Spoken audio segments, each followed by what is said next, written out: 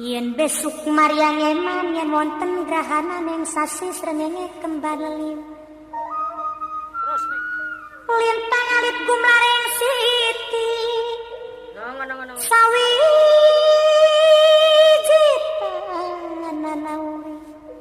Sawiji tanana urip mung isun karo sampean mati amung kang swarga. Sayyidina Muhammad ibn Abdullah الذي ولد في مكة المكرمة ودفن بالمدينة المنورة لا نبي بعده يا حي يا قيوم يا حنان يا منان يا ديان يا سلطان يا ذا الجلال والإكرام أما بعد فيا أصحاب الفضائل hadaratil mukarramin, para tokoh, para kiai, wabil khusus sahibil bait Kiai Haji Muhammad Sulhan,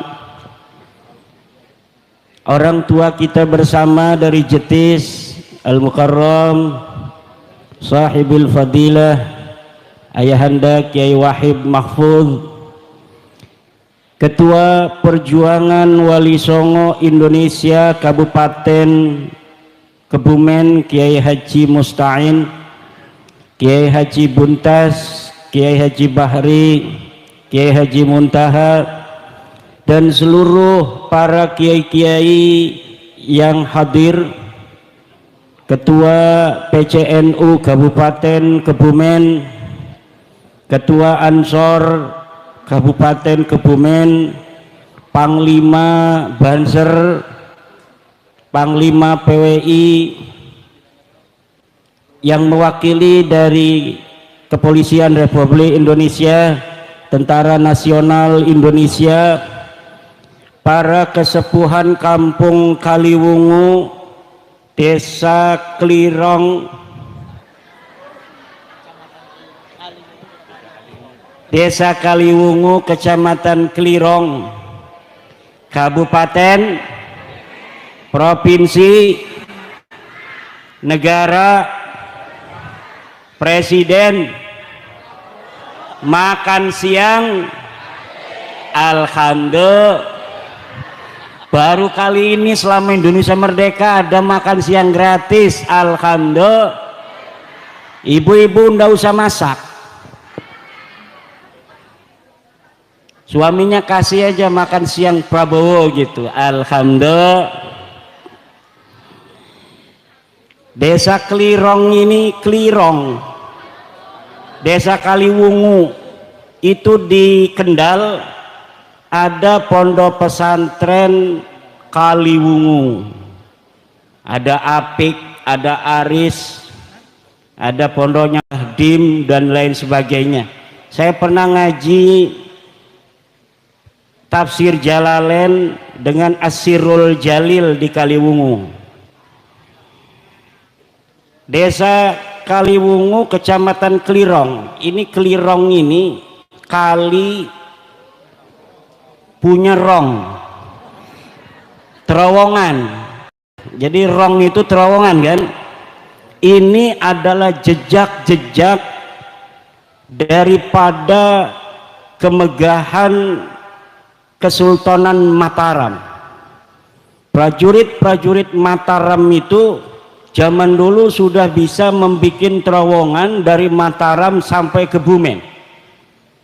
Kalau kita baca sejarah di Vietnam itu Viet Cong, tentara-tentara gerilya dari Vietnam, dia dapat mengalahkan Amerika itu diantaranya karena adanya rong-rong, terowongan-terowongan yang dibangun sebagai basis penyerangan dan persembunyian tentara-tentara Viet Cong. Amerika kalah oleh Vietnam karena adanya terowongan-terowongan tentara. Ternyata teknologi terowongan itu ratusan tahun yang silam sudah ada di Pulau Jawa yaitu dari kerajaan Mataram, namanya Tom Pires. Tommy Pires itu bikin sebuah buku, namanya buku harian daripada Tommy Pires ketika datang ke Jawa. Ketika Tommy Pires dari Portugis datang ke Jawa, Tommy Pires mencatat bahwa pada tahun 1500-an di Pulau Jawa ini sudah ada kapal-kapal besar yang dibikin oleh orang-orang Jawa. Kapal Portugis yang paling besar itu namanya Anuncidia, panjangnya 70 meter, tapi kapalnya orang Jawa itu bisa mencapai 300 meter. Jadi betapa teknologi yang dimiliki oleh orang Jawa sebelum dijajah oleh Belanda itu lebih hebat daripada Eropa. Kesultanan Mataram itu sebelum dijajah Belanda sudah bisa bikin meriam dan banyak pabrik meriam. Kesultanan Banten, Sultan Tirtayasa 1600 itu sudah bisa bikin bedil. Ada pabrik bedil, ada pabrik mesiu di Kesultanan Banten sebelum dijajah oleh Belanda.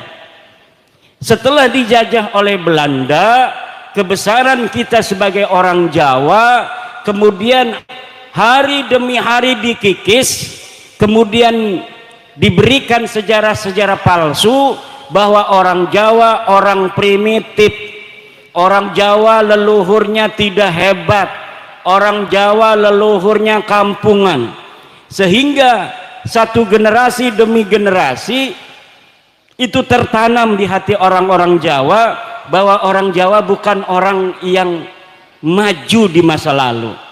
Inilah cara penjajah untuk menghancurkan suatu bangsa dengan memberikan doktrin kepada masyarakat yang dijajah bahwa mereka keturunan orang-orang rendah, padahal sudah terbukti orang Jawa keturunan orang-orang yang berperadaban tinggi.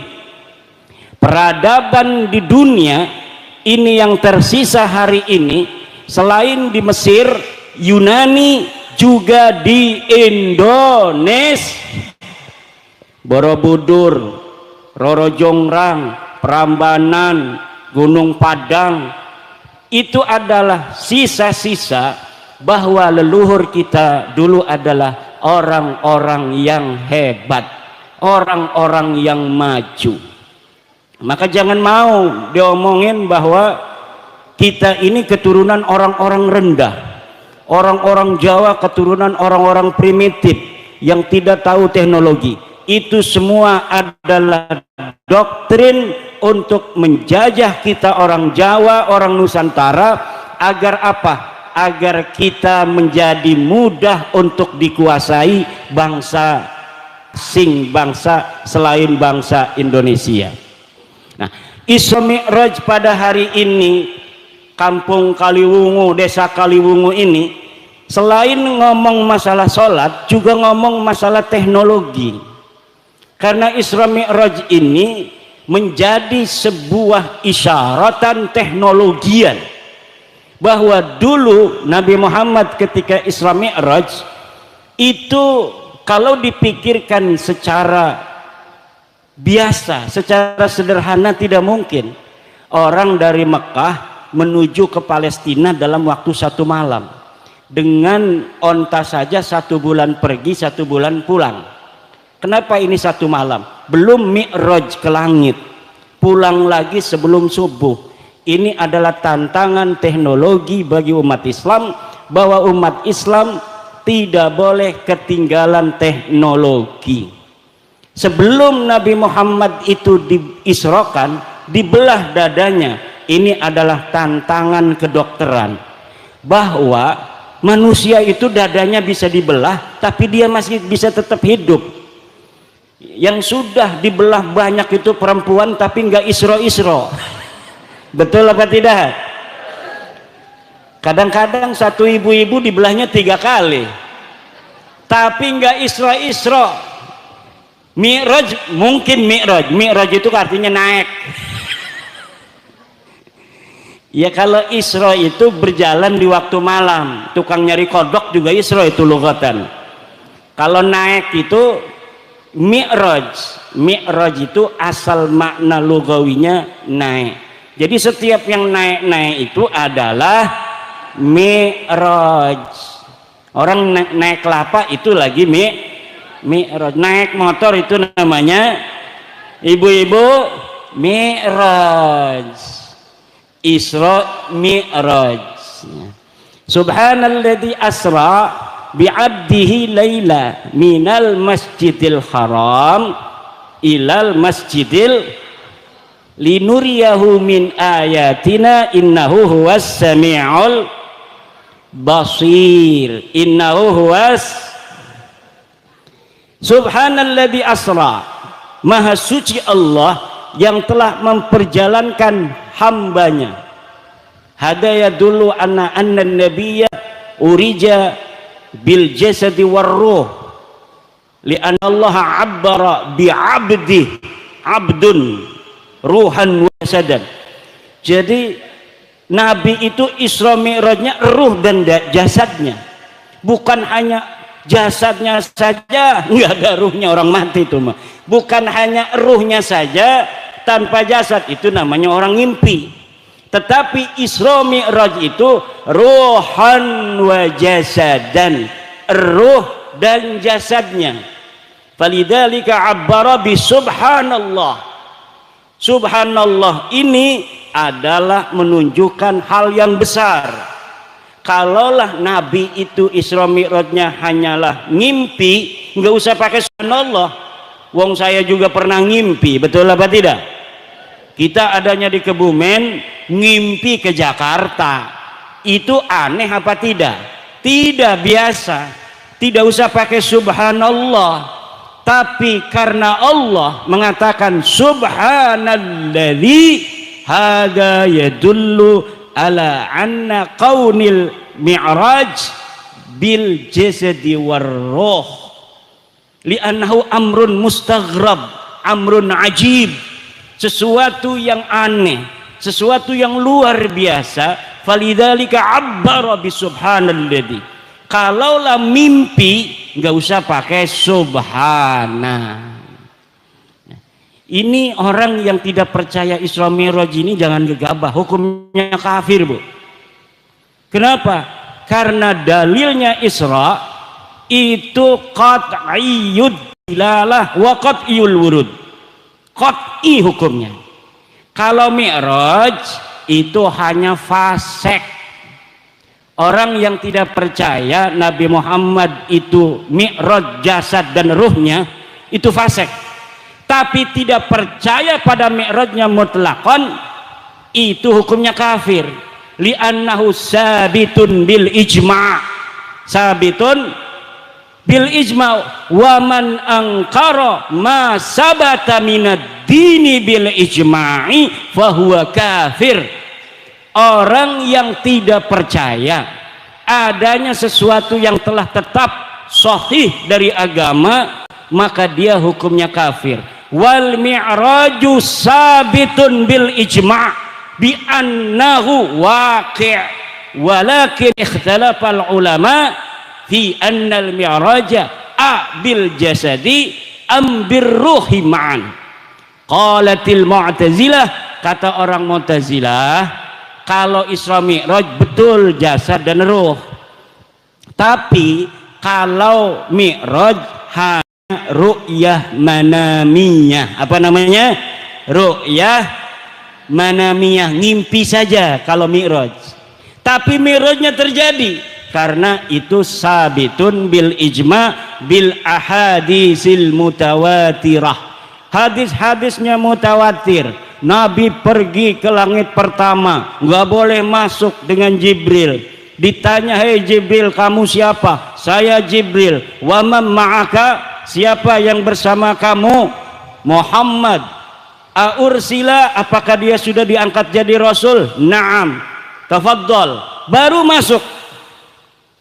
Setelah di langit kedua dijaga lagi, mau kemana lo? Siapa lo mau masuk langit kedua? Ana Jibril. Wa man ma'aka? Siapa yang bersama kamu? Muhammad. Abu Isa, apakah dia sudah diutus jadi nabi?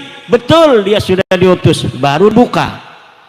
Susah bu mau Mi'raj itu, susah mau Mi'raj. Makanya kata Imam Kusyairi, al-mi'raju la yaqa'u li ghairil Mustafa. Mi'raj itu tidak terjadi bagi selain Nabi Muhammad sallallahu alaihi wasallam. Ada orang ngaku-ngaku Mi'raj semalam 70 kali bu. Orang ini namanya Faqih Muqaddam, dia berkata urijabi ilas sama'i sab'ina marrah fi lailatin wahidah. Aku, kata Faqih Muqaddam, Mi'raj semalam itu 70 kali. Dan ontaku ini dia ta'rifu tara'iqas sama, dia mengenal jalan-jalan di langit seperti mengenal jalan-jalan di bumi. Masya Allah. Kata orang-orang Faqih Muqaddam itu kafir. Kata orang-orang kiai-kiai Indonesia ngomong di YouTube bahwa Faqih Muqaddam kafir karena dia mengaku bisa Mi'raj ke langit. Karena orang yang mengaku Mi'raj menurut kitab Mbah Hashim Asy'ari, kitab Risalatul Mu'awanah, manidda'a annahu manidda'a mujalasatullah, manidda'a mujalasatallahi wal uruja ilaihi wa mukalamatahu kafir. Siapa orang yang mengaku bahwa dia mujalasatullah, dapat duduk bersama Allah, awil uruja ilaihi, atau mi'raj ke sana ke Allah, au mukalamatahu, atau dia ngobrol dengan Allah, fahuwa kafir, maka dia hukumnya kafir. Kata pembela Balawi, yang kafir mah katanya kalau 3 dilakukan semua, mujalasatullah, uruj ilaihi, mukalamatahu. Kalau 1 doang mah enggak kafir karena pakai huruf atopnya waw. Kalau huruf atop waw katanya berarti semuanya harus dilaksanakan. Dia enggak ngaji alfiyah. Di alfiyah itu al-wawu li mutlaqil jam'i, mutlaqul jam'i wattifaqul fi'li. Jadi yang namanya huruf atop waw, ahwa mutaqaddimun, au huwa muqarinun, au huwa mutaakhir, itu pakai hurufnya waw.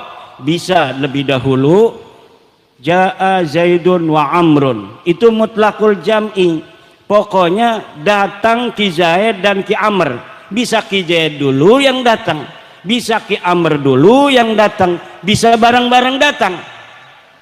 Kata pendukung Balawi, Faqih Muqaddam tidak kafir karena dia nama tidak ada musamanya.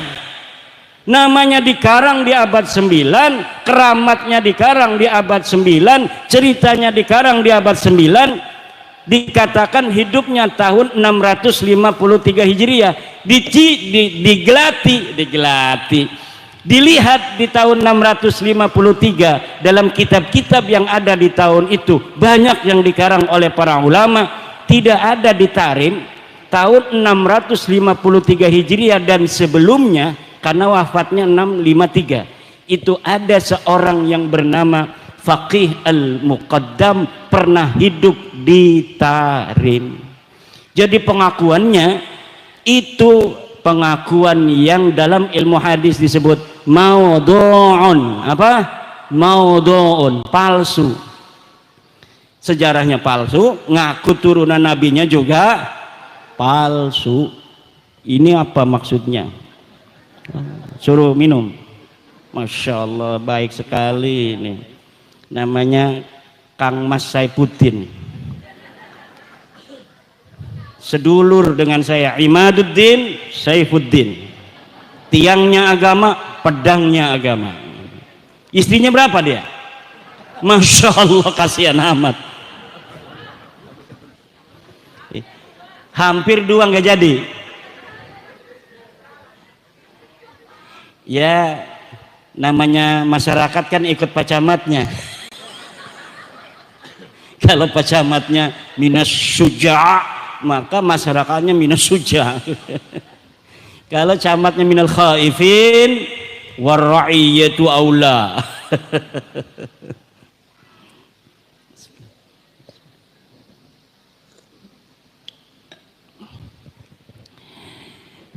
Saya ibu-ibu ngomong pakai muqaddam sebagai orang bayang yang tidak ada sejarahnya, tidak ada sosoknya, ini disangka dibayar oleh Cina katanya. Ini Kiai Imad ini membatalkan nasab Balawi karena dibayar oleh Cina. Kata saya, urusannya apa Cina sama saya?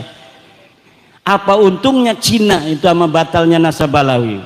Sekarang kan di Banten lagi ada proyeknya Pak Jokowi dulu, proyek strategis nasional, namanya PIK 2. Saya kan gak ngomong, mau setuju, mau menerima, mau menolak, saya nggak ngomong.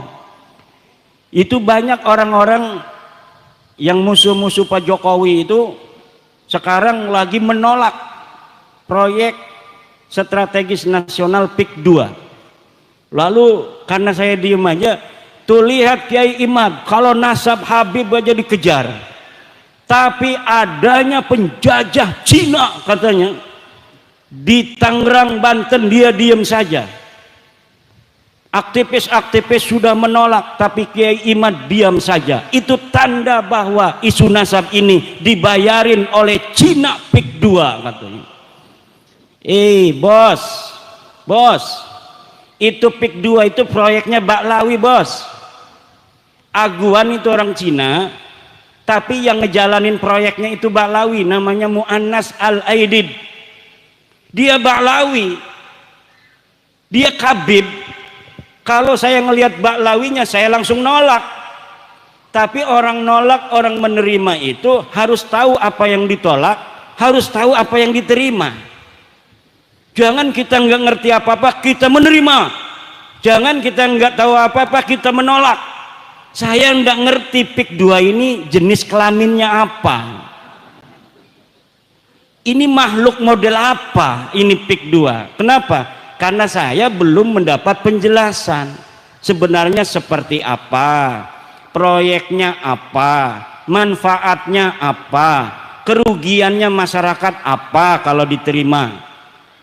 Nah, kalau sudah ada ilmu koma bi an ilmu bi PIK wa PSN, baru kita boleh mengatakan menerima, boleh mengatakan menolak.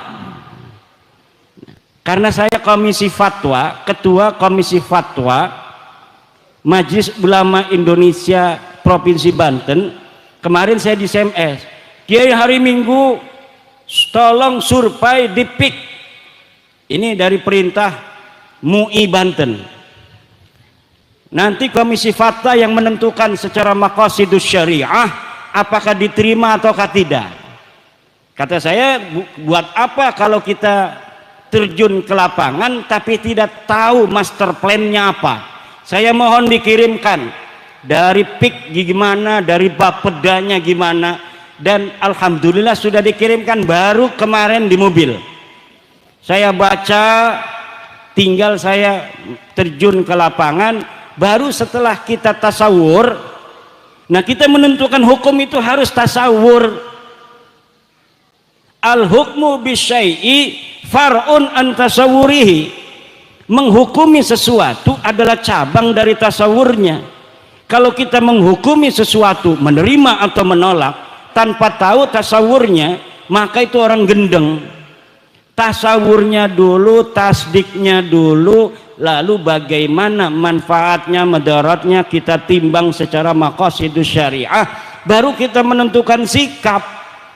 Tapi banyak orang yang kesusu, belum apa-apa menerima, belum apa-apa menolak. Lah harus ditimbang. Setiap proyek yang dijalankan oleh negara pasti tujuannya kesejahteraan rakyat, Bu. Kalaupun ada di bawah itu hal-hal yang tidak sesuai dengan aturan itu teknis lapangan, harus diselesaikan secara lapangan. Nah, kalau misalnya harus menunggu secara konvensional, itu Banten Utara yang sekarang mau dibangun itu kalau ngandalin Pemda kabupaten itu mungkin 100 tahun lagi baru bisa dibangun. Makanya ibu-ibu kalau ada pembangunan dari pemerintah, terima dulu, nanti dilihat madarat manfaatnya, jangan nolak aja, nanti nggak maju-maju. Pak Camat mau bikin jalan, nih apa nih tujuan Pak Camat, kita tolak karena mungkin Pak Camat ini mau nyari untung. Jangan begitu, maslahatnya buat rakyat, maslahatnya buat masyarakat. Jadi sekali lagi, bahas nasab ini bukan karena sesuatu hal di lain kita, ini adalah intern Nahdlatul Ulama. Karena yang masih percaya Habib putune Nabi ku ya cuma NU. Wong lian mau wis ora percaya Habib iku putune Nabi sing jaman bengen. Muhammadiyah iku ora percaya Habib putune Nabi sing bengen. Makanya Muhammadiyah sugih 300 triliun duit tega. Muhammadiyah duitnya 300 triliun Bapak. Al-Irsyad orangnya sekarang intelek. Kenapa Al-Irsyad itu intelek, kaya? Karena mereka sing bengen wis ora percaya Habib putune Nabi. Lah wong NU masih makanen bae. Ih, keluarin semuanya. Wong ngaku putune Nabi tapi akhlake adoh karo Kanjeng Nabi ku dadi bingung. Lah lamun kita ngedeleng gus-gus ki ya, anaknya kiai akhlaknya kayak kiai, tawadu, ngajine kewekel, sampai diajarine kedudu nang abae dilempar ning pondok sejen. Supaya apa dilempar ning pondok sejen? Supaya ngerasani premen dadi santri, mangan asal lana, turu asal turu, ngising asal ngising. Iku santri. Lah anak kiai didokoni pondok sejen niku supaya ngerasani ari ilmu mah kiai negake ilmune, tetapi dudu hanya ilmu, adoh saring wong tua niku membentuk karakter, adoh karo wong tua membentuk kemandirian. Weruh artine anane wong tua iku berharga lamun anak kita wis mondok Bu. Kalau anak kita dipondokin, dia akan merasa bahwa orang tua itu penting. Kikang Saipuddin bolak-balik melulu, Rabi masih ci, remen Mbak, hampir 2 aja Rabi nih kini ngarep ki. Iya Rabi nih ya, ndi Rabi nih Kang Saipuddin. Hati-hati dua laki ganteng makenen ki aja dilepas mekonon baik. Kalau mau narap nih Banten maning kudu dibaturi, bukan kecantolong Banten. Kayak kita ki didampingi baik nang Rabi karena weruh uang kebumen ayu, bukan kecantolong kebumen ngaku nih kundi Rabi kita nih kantika. Alhamdulillah berarti disayangi nang Rabi, dudu Rabi watir, dudu disayang. Ligane mewatir, dudu sayang. Ibu bapak hadirin ma'asyiral muslimin rahimakumullah. Karena orang NU ini percaya dengan adanya keturunan Nabi, bahwa turunan Nabi ila yaumil qiyamah ada. Turunan Nabi walaupun dari jalur Siti Fatimah perempuan, bagi kita Nahdlatul Ulama itu tetap dianggap keturunan Nabi.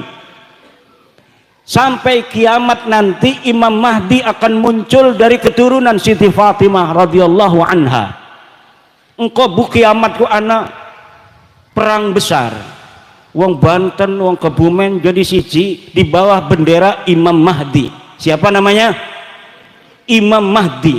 Iki putune Kanjeng Nabi, arane Muhammad, abahe Abdullah, lahir ning akhir zaman, perang ngelawan orang-orang kafir, di bawah bendera la ilaha illallah Muhammadur Rasulullah. Iki yang akan menjadi panglimanya adalah cucu Nabi asli pakai sod.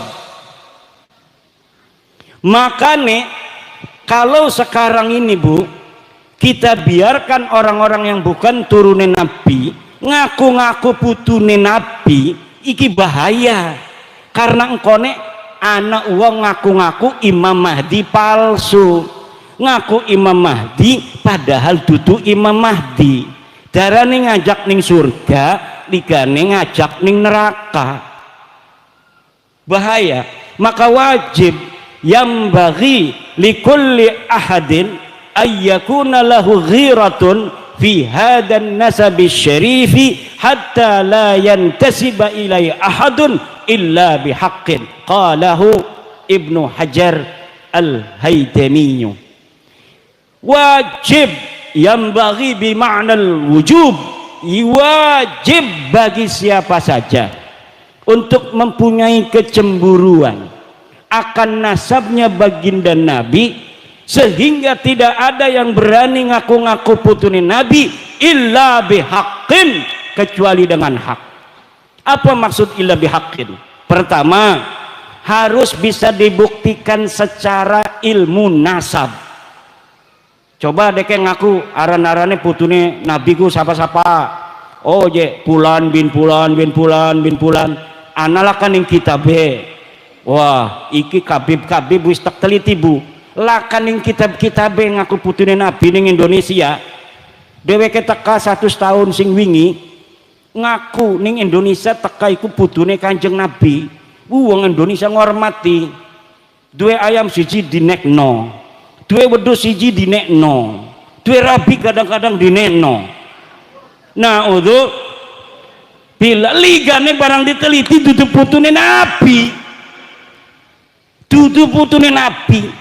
Iki wis tak teliti-telitian taman bahwa kabib-kabib iku bin Syihab bin Semit, Topik Segap, Lutfi bin Yahya iku dudu putune Kanjeng Nabi, putune Ubed arane.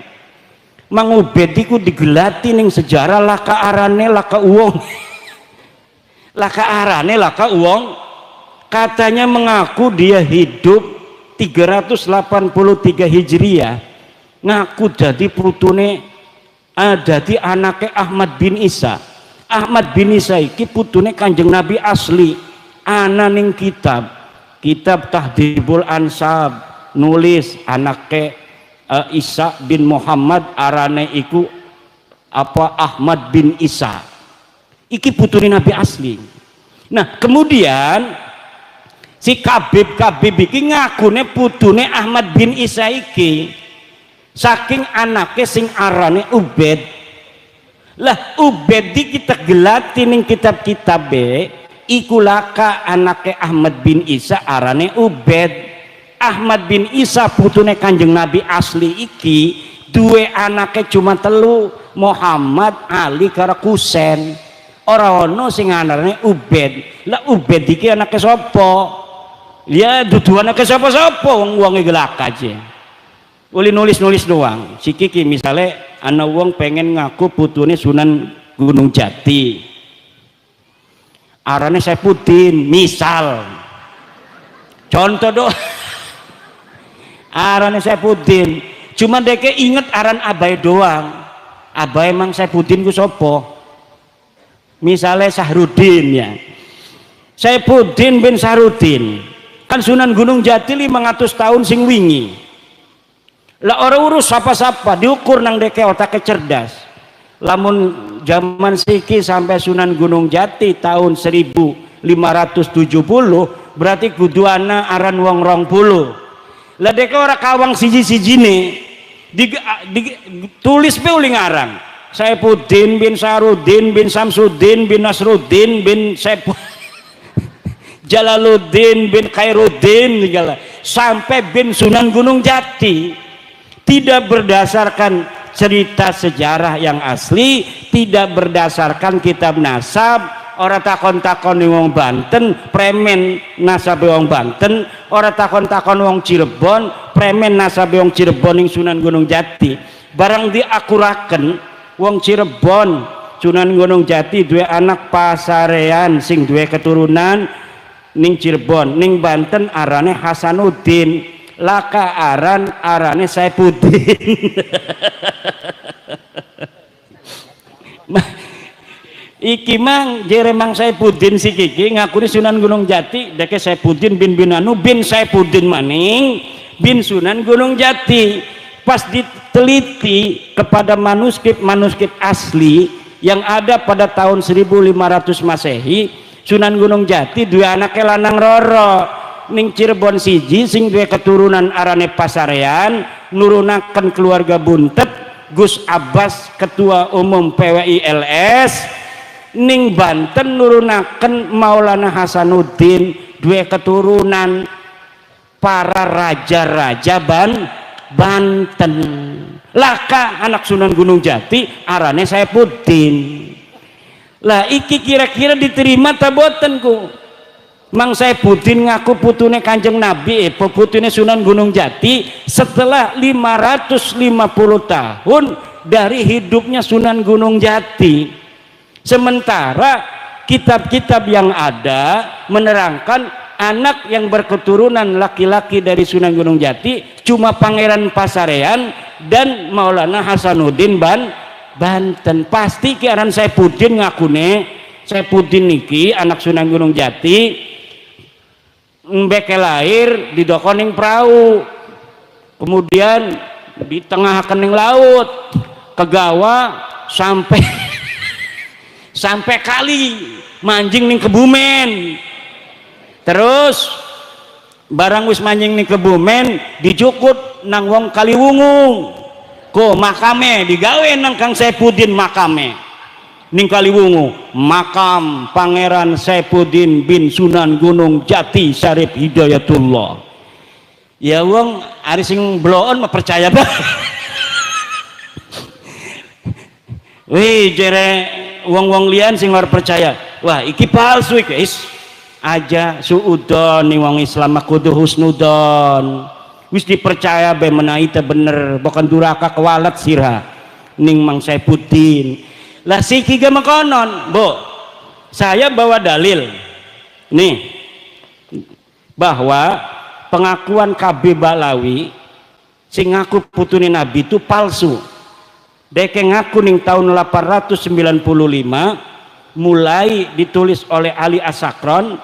Ali Asakron iki buyute Kabib Sihab segala macam iku, Kabib Rijik, Kabib Bakar kayak iku buyute arane Ali Asakron nulis kitab putune Nabi tahun pira 895 Hijriah. Tahun 895 Hijriah merenekakan kuis pirang tahun 500 tahun Bu wis ngakune. Bener ora pengakuan tahun 895 ki? Bener ngakune ku. Kitabnya sampai sekarang bisa dibaca. Kitab Al-Burqatul Musyiqah karangan Ali Asakron. Nah, sebelumnya ini di tahun-tahun 895 iki akeh kitab nasab sing wis ditulis. Anak putune Nabi ku kitabe wis ditulis sing abad keloro Hijriah. Abnaul Imam fi Misra Wassam abad keloro Hijriah. Ditulis Ibrahim Toba tahun 199 Hijriah. Nasabu Quraisy abad keempat. Siri Silsilatil Alawiyah abad keempat. Tahdibul Ansab abad kelima.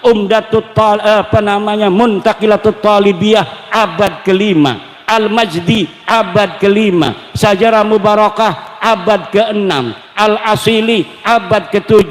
Al-Fahri abad ke-7. As-Sabatul Musan abad ke-8. Umdatul Talib As-Sugra, Umdatul Talib Al-Kubra abad ke-9. Dari mulai abad ke-9 sampai abad ke-3 ke-4 itu tidak ada Ahmad bin Isa ditulis punya anak namanya Ubed. Makanya mereka tidak bisa jawab sampai sekarang karena saya punya kitabnya. Kitab akeh, deke orang dua kitab. Ngadu-ngadune kula diadu karo Nawawi. Syekh Nawawi telah berkata di dalam kitabnya. Syekh Nawawi ku anaknya Kiai Umar. Kiai Umar iku wong tenara karo kresek iku parak bu tetangga. Ngajine ning ponakan buyut kula arane Kiai Ayib. Kiai Umar ngaji ning Kiai Ayib. Syekh Nawawi digawa-gawa sing cilik melik pinter luwih. Kiai Ayib ngajine Bidayatul Hidayah, nyeluke Bidayatul Hidayah, dimarahin nang Syekh Nawawi masih cilik wis ngaji amil. Jere Syekh Nawawi ning Kiai Umar, bah gurune abahku goblok je. Nang apa tatong diarani goblok iku Kiai Ayib? Karena deke maca Bidayatul Hidayah, harus bah dibacanya Bidayatil Hidayah karena ana huruf jerbe. Karena mereka ngaji amil an-naul awwalu hurufun tajurrul isma faqat wa hiya al-ba'u wa min wa ilaka. Al-ba'u iki huruf jer, setiap kalimat kependak B wajib dibaca jer. Bil madrasati, orang uli dibaca bil madrasatu. Iku diajari nang abae. Syekh Nawawi diajari nang abae mekonon lagi ngaji amil. Barang gurune abae maca Bidayatul Hidayah disalahna. Ngakunya orang bisa aja gurune abahku. Laporan Kiai Umar ning Kiai Ayib. Kiai Ayib kong kresek. Jere Kiai Umar, Yai Nawawi ki nyalahaken yai, nyalahaken premen. Ngakune yai ku salah macane Bidayatul Hidayah, kudune Bidayatil Hidayah. Jere Kiai Ayib iki bakal pintere luwih ki anak kira ki. Pondokaken masih cilik ya, dipondokaken ning Kiai Sahal. Ki Sahal iku anane ning Lopang Serang. Ki Sahal iki misanan malih kelawan Kiai Ayib. Iki Kiai Sahal punya murid Syekh Nawawi sekaligus ponakannya, karena adiknya Kiai Sahal itu namanya Zubaidah adalah ibu daripada Syekh Nawawi Tanara Al-Bantani. Akhirnya apa? Mondok 5 tahun ning Serang, langsung pengen ngaji ning Mekah. Pinter luwih Syekh Nawawi. Umure mbeke 15 tahun lebih, iku wis pengen ning Mekah. Syekh Nawawi Tanara. Wong Kebumen mondok ning Ploso baik rasane adoh. Mondok ning Ploso wuyu adoh je mondok ning Ploso. Lah wong bengen mah mondok ning Mekah, Bu. Pada ning Mekah tahun 1945 sejak merdeka ku. Wong Banten wis ora pada mondok ning Mekah. Lemaune mah pada ning Mekah. Sing barang tahun 1634 wong kresek iku mondok ning Mekah. Buyut kula 1634 iku saning Mekah. Kita be masih ana ning Perpusnas. Arane Al-Mawahib Ar-Rabbaniyah lil As'ilah Al-Jawiyah. Iku ditulis oleh buyut kula. Tapi duduk karangan dewe. Kitabe karangan Ibnu Allan. Ibnu Allan mufti Mekah tahun 1634. Wonge ora duit. Tetapi jadi kaya raya. Kenapa? Karena sing mondok putune raja, putune sultan. Ngamplope dudu ngamplop duit. Apa ngamplope? Ngamplope berlian. Kenapa? Karena Banten zaman bengen niku kaya raya, Bu. Orang kayak Siki provinsi Banten jadi termiskin se-Indonesia. Bengene iku terkaya se-Indonesia. Coba lihat di Inggris. Puisi-puisi Inggris tahun 1500-1600 itu selalu berbicara tentang negeri emas di Nusantara, apa namanya? Banten. Tetapi sekarang coba termiskin di Indonesia, di antaranya anak Banten nih kono iku. Allah. Ibnu Allan mondok, sing mondok iku Sultan Abul Ma'ali Ahmad karo buyut kula Arya Wangsakara. Mondok ning Mekah 4 tahun. Entas mondok ning Mekah balik. Ya balik entas mondok ning Mekah ngegawa kitab ngegawa bendera Nabi Ibrahim, kemudian apa araneko maning kitab tasawuf Insan Kamil dan lain sebagainya. Zaman bengen wong Banten tahun 1634 wis ngaji kitab Insan Kamil karya Al-Jaili, ikut tasawuf falsafi. Makanya akeh sing rada halu-halu pengen jadi wali-wali melulu, karena ngaji nih wis kitab tasawuf jaman bengen iku pengen jadi wali, pengen tapa. Raja-raja Banten lamun masih ngisi tiap dina iku or dianggap nang abai. Ke qadaul hajatnya itu 15 hari sekali. Kenapa? Karena jarang makan. Barang anak putune pada lemuk kabeh. Buyut-buyute bengen dadi raja iku diperhatikaken karena anak telik sandi sing tukang merhatikaken iki anak-anak raja. Siapa sing tukang ning kamar mandi? Lamun sing tukang ning kamar mandi berarti tukang mangan, tukang nginum.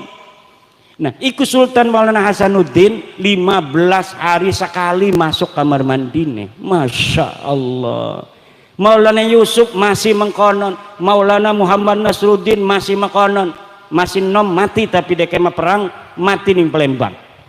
Dua anak Sultan Maulana Abul Mapahir masih mengkonon. Dua anak Sultan Abul Ma'ali Ahmad masih mengkonon. Dua anak Sultan Tirtayasa masih mengkonon. Kuru Sultan Tirtayasa uangnya kuru masih ana lukisanane ning Inggris. Setelah dikuasai Belanda, entah Sultan Tirtayasa embeke pada biasa kena penyakit, pada pengen ake mangan, embeke pada lemu-lemu potone. Dideleng nang kula foto duta besar Banten gena Inggris wis lemu wonge. Wah iki wis akeh mang. Iku sedurunge kuru-kuru tukang tapa. Alhamdulillah. Banten karo Mataram iku sedulur. Saking duhure pada tapi saingan barengan. Iku Sultan Agung duwe pabrik meriam. Sultan Agung dua pabrik meriam ngelawan Belanda. Wah, lamun Banten kalah maning kita di anak buah kita teger iki. Jadi Banten pengen dikuasai Belanda kalah, tinggal Banten di sedurung kalah. Jadi siapkan meriam. Jere Sultan Mataram, Sultan Agung. Siapkan meriam. Latihan ngadepin di Surabaya. Dua, antem majur sing dilatih-latih. Coba jajal ning Kulon ning arah Banten, barang ning arah Banten di dokone jebluk lah kasih ngejebluk. Iki keramat jinjiman bengen ku. Jadi asal diarahaken belatiannya ku ning arah Banten iku orang muni orang meledak jebluk iki masih ana ning buku historia sejarawan. Coba deleng ning apa arane internet, Mataram serang Banten, meriamnya nggak ngejebluk-jebluk. Itu masih ada sampai sekarang. Yang nyatet siapa? Apakah orang Banten? Enggak, orang Banten nggak tahu apa yang terjadi di Mataram. Zaman bengen lah ke medsos. Jadi wong Mataram dewek sing nulis. Asal Arab nyerang Banten, iku meriam latihan iku lah sing ngejebluk. Bahkan coba penasaran jadi Sultan Jogjaku. Coba sebalen maning ngejebluk orang merana, ngejeblukin ning jero meriame buledak. Jadi meriame milu hancur. Bengi-bengi nih Sultan Mataram ngimpi pada bisulan. Barang ngimpi bisulan isuk-isuk masih gatel. Gatel. Iki gara-gara penasehat kon nyerang Banten iki. Wis ora uli nang abai Sultan Agung deke iku anaknya Sultan Agung arane Amangkurat. Wis ora uli nang abag-abengen aja gawat-gawat sira macem-macem wani nyerang Banten. Wis diantepakan we Banten memekonon ku bae. Barang anaknya mus kalah Belandaku, Banten gak kudu kalah ya. Akhirnya pada ngimpi ora bagus sampai ngimpi bisulan barang dikrowek tangi-tangi masih gatel. Lah iki persahabatan zaman bengen antara Banten karo Mataram. Sampai sekarang kudu sedulur bae wong sedulur ya kudu sedulur aja kadang-kadang hawak.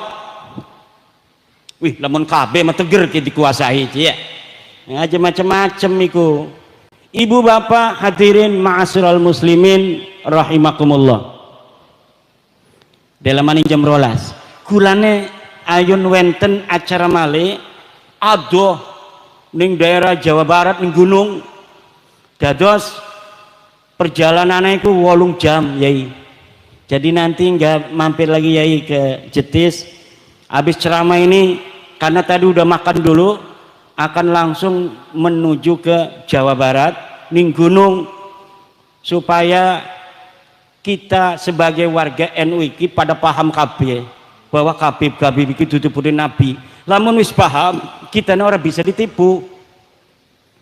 Kadang duit 200.000 teka Habib yai minta uang buat haul Rabi mah nginte be marah-marah awas dinekakan tabok ya awas dinekakan tabok ligane kiai mah karena hatine alus dinekakan bae wis Rabi marah-marah setan doang Rabi ki ora demen ning putune Rasul ya siki mah menawi ora bisa maning dikononakenku wah anak kiai dijaluki 40 juta iku ning Purbalingga ning Banyumas dijaluki 40 juta dinekno bareng teka maning wis ana kajian kula bahwa Habib dudu putune nabi ngejaluk 40 juta maning dheweke pura-pura edan kiai nek Kiai Imad pahlawanku Kiai Imad pahlawanku dadine liki siapa Habib kaburu stres di wong iki ya iku daripada 40 juta hilang lebih baik kedeleng stres makanya ibu-ibu lan bapak-bapak insya Allah kajian ilmiah iki senajan sebenarnya iki kajian ilmiah ora perlu ana pengawalan daripada laskar-laskar karena kajian ilmiah itu kalau sudah jadi kajian ilmiah sebenarnya ya sudah tetapi ini ada aksiologis kaitan kemanfaatan dengan masyarakat di mana sebuah kajian memiliki relasi kepentingan masyarakat di mana sebuah pengakuan cucu Nabi ini berkaitan dengan hal-hal spiritual. Orang kalau sudah ada orang ngaku cucunya Nabi, maka orang yang merasa umatnya Nabi Muhammad akan terdorong untuk mengabdi, terdorong untuk menghormati, mentakzimi. Nah, dari pengakuan ini oleh sebagian orang dimanfaatkan untuk memeras, untuk membohongi, untuk mengeksplorasi, untuk menguasai dan lain sebagainya. Sejarah dipalsukakan meneng bae lah kasing wani. Wis weruning desane iku laka Mbah bin Yahya. Tiba-tiba ana sing ngomong iki ning kene ana makame bin Yahya. Lah kasing wani kiai ne gawut dining putune Kanjeng Nabi. Kawin karo sapa mrene iku digawa sapa. Lamun laka sejarah mekonon wis iku berarti makam palsu. Apa tujuanane? Tujuannya deke supaya diaku nang wong kono. Engkone wong konone ngerasa oh iki ki bengen sing mendirikan kampung kita. Karena ku diucapaken ning konone Umar bin Yahya wafat tahun 1500. Sedang siki wis 2025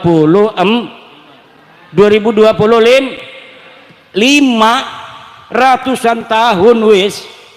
Wah, aja-aja sing ora-ora makan bener iki. Bengene berarti sing ngedirikan kampung kita ke Habib je. Arane Umar bin Yahya kumbuktine makamnya nang kono.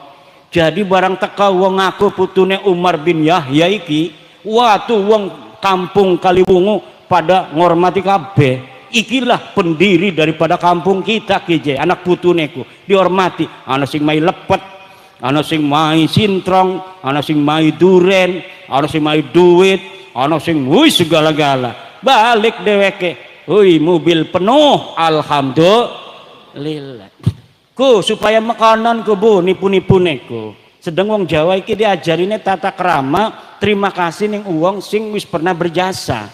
Man lam yaskurin nasa lam yaskurillah. Orang yang tidak bersyukur kepada manusia, dia tidak bersyukur kepada Allah.